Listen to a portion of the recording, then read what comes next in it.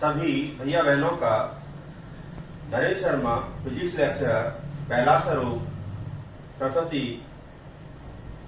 विद्या मंदिर जहांगीराबाद में हार्दिक अभिनंदन है।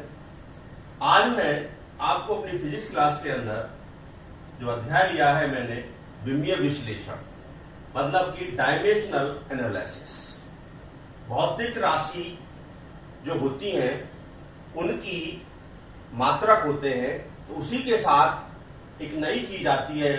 जब आप 10th से फर्स्ट ईयर में आते हैं तो वो होती है डायमेंशनल एनालिसिस, मतलब कि जो फिजिकल क्वांटिटी है उसकी एक डायमेंशन होती है और वो डायमेंशन की डिफाइन कैसे कर सकते हैं हम, क्या होती है डायमेंशन, उसके लिए हम पढ़ना चाहते हैं। तो टॉपिक हो जाता है भौतिक राशि की विमाएं, मतलब डायमेंशन ऑफ फिजिकल क्वांटिटी।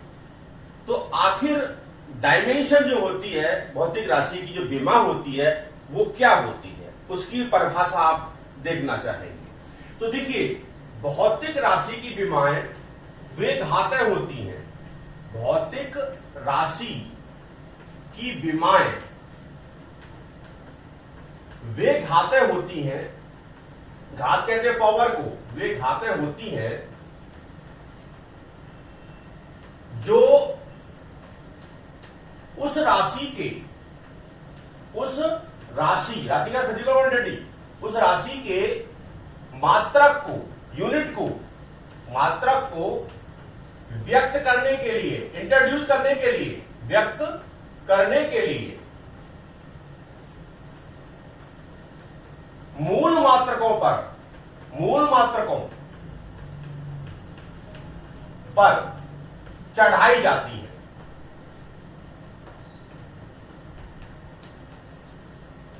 ये परिभाषा है भौतिक राशि की विमाएं। भौतिक राशि की विमाएं वे घातें होती हैं, वे पावर्स होती हैं जो उस राशि के मात्रक को, मतलब यूनिट को इंट्रोड्यूस करने के लिए, व्यक्त करने के लिए हम उन पावर्स को जो है वो मूल मात्रकों पर चढ़ाते हैं। अब आपने मूल राशियां पढ़ी थी, मूल राशियों में द्रव्यमान आता है, जो 7 मूल राशियां पढ़ी हैं, उसके बाद 2 पूरक राशियां पढ़ी हैं। तो जो यूजेबल हैं मैं उनके बारे में बता रहा हूं। जैसे कि हम सबसे पहले द्रव्यमान की बात करते हैं। द्रव्यमान मतलब कि मास, ठीक है। तो मास को हम m से डिनोट करेंगे और इस तरह से हम इंडिकेट करेंगे। अगर मैं इसके ऊपर पावर लगा देता हूं मैं, तो वो डायमेंशन हो जाती है, ठीक है। ऐसे ही लंबाई ये L होगा, समय टाइम जो होगा वो T होगा, विद्युत धारा electric current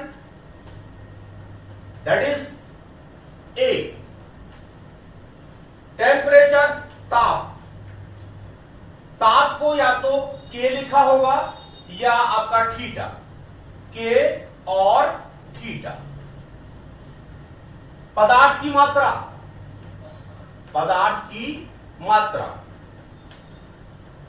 that is mole. इस तरह से ये क्या है, ये मूल मात्रक है, ये मूल मात्रक है। इन पर जो पावर्स राइज होती हैं वही आपकी डायमेंशन होती है। अगर कोई भौतिक राशि आपके पास P है, let us suppose a physical quantity is P, हमने कोई भी भौतिक राशि को लिया है और वो P है। यदि भौतिक राशि P की द्रव्यमान में विमा वो स्मॉल a है, हम ये सपोज कर रहे हैं, हम ये मान के चल रहे हैं कि जो हमारी भौतिक राशि है उसमें अंदर जो द्रव्यमान है उसकी जो विमा है वो स्मॉल a है, और लंबाई में विमा वो आपकी b है, समय में विमा वो आपकी c है।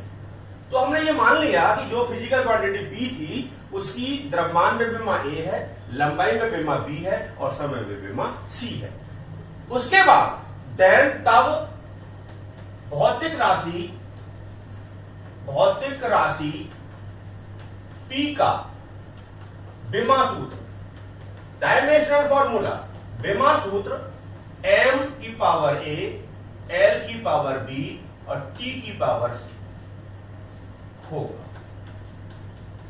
This is a dimensional formula और dimensional equation of physical quantity P।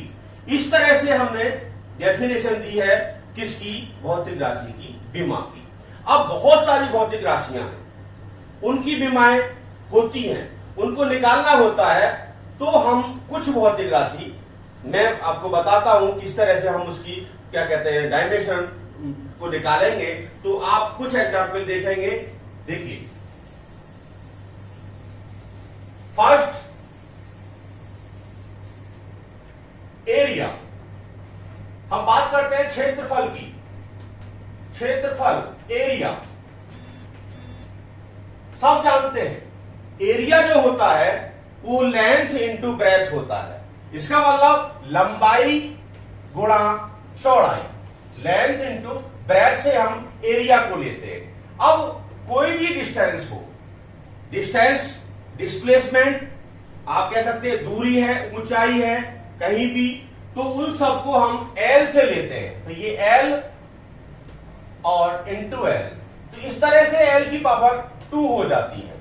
तो एल की पावर 2, तो एल की power 2 is the dimension formula of area. इसका मतलब क्षेत्रफल का जो विमा सूत्र है वो एल स्क्वायर है। इसी तरह से दूसरे नंबर पर हम जाते हैं आयतन, जिसको वॉल्यूम कहते हैं।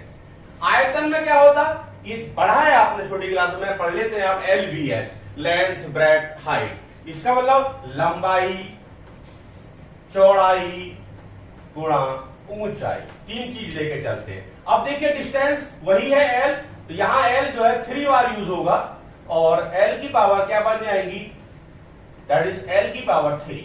तो एल की power 3 is the dimension of volume. Similarly example number 3, example 3 में हम बात करना चाहेंगे, देखिए वेग, वेग जो होता है वेलोसिटी होती है, वेलोसिटी, वेग या स्पीड या चाल कह सकते हैं, चाल स्पीड को कहते हैं।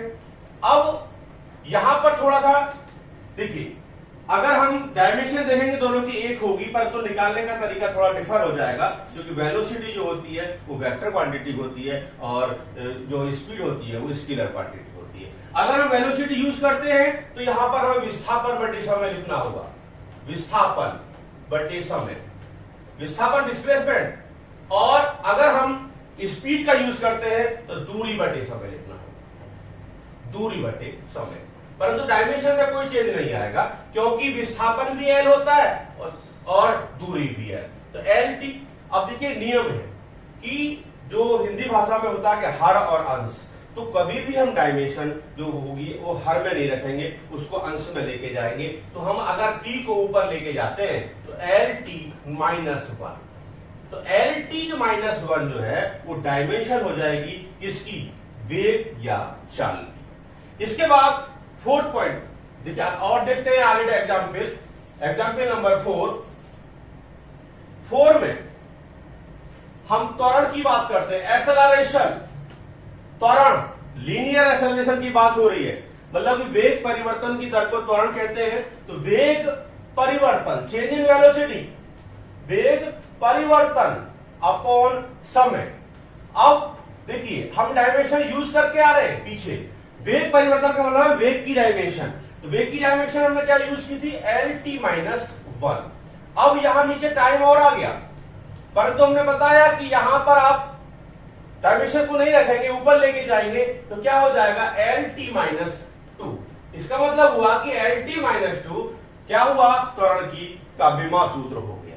इसी तरह से एग्जाम्पल 5 देखिए, मैं यहां बल की बात करता हूं, फोर्स, फोर्स, फोर्स क्या होता है, मास इंटू एक्सेलरेशन होता है, मतलब कि द्रव्यमान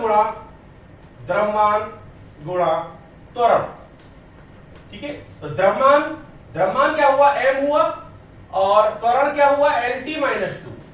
अब इन दोनों को एक साथ रखेंगे हम, एम एल टी -2।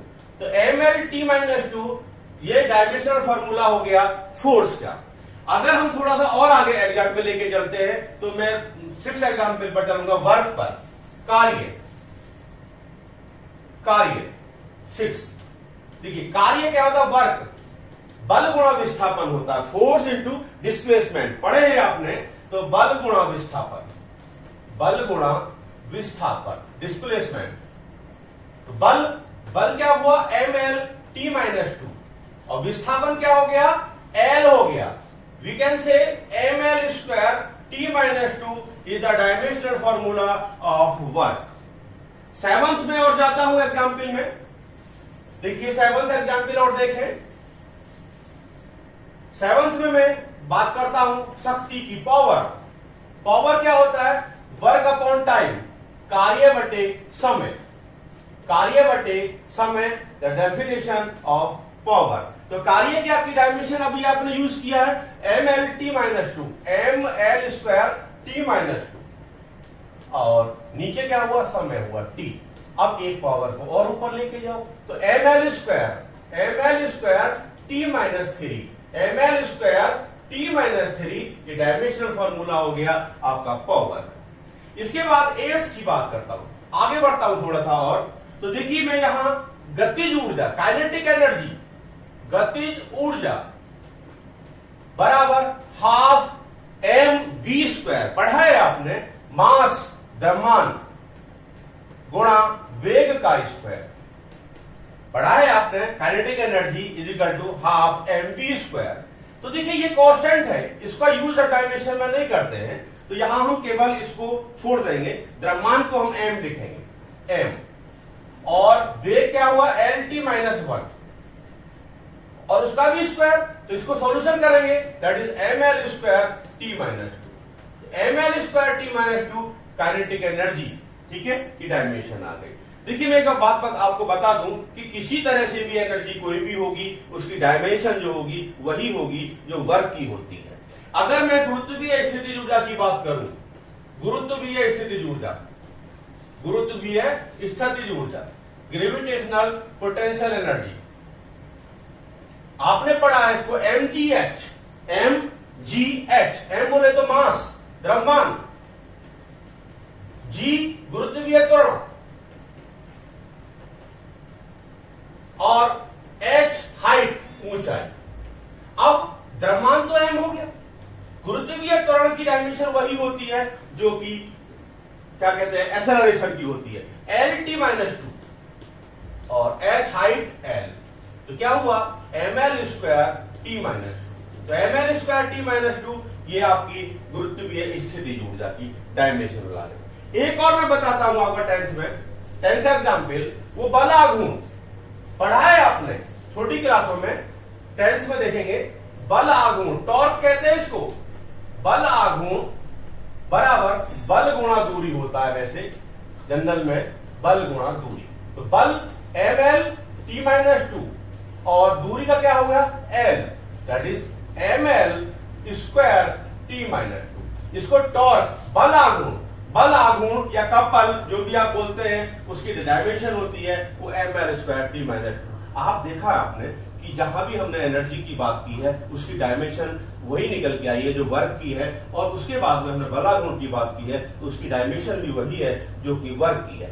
इसी तरह से बहुत सारी फिजिकल क्वांटिटियां हैं, उनकी डायमेंशन हमको निकालनी होती है। तो आप अपनी बुक्स की मदद से किसी तरह से अदर फिजिकल क्वांटिटी है, लगभग आपके 12th क्लास में बहुत सारी फिजिकल क्वांटिटी है, फिर भी यहाँ लगभग 40 के करीब या 35 के करीब से आपका वर्क हो जाएगा। तो सबसे पहले हमारा वर्क होता है डायमेंशन को निकालना।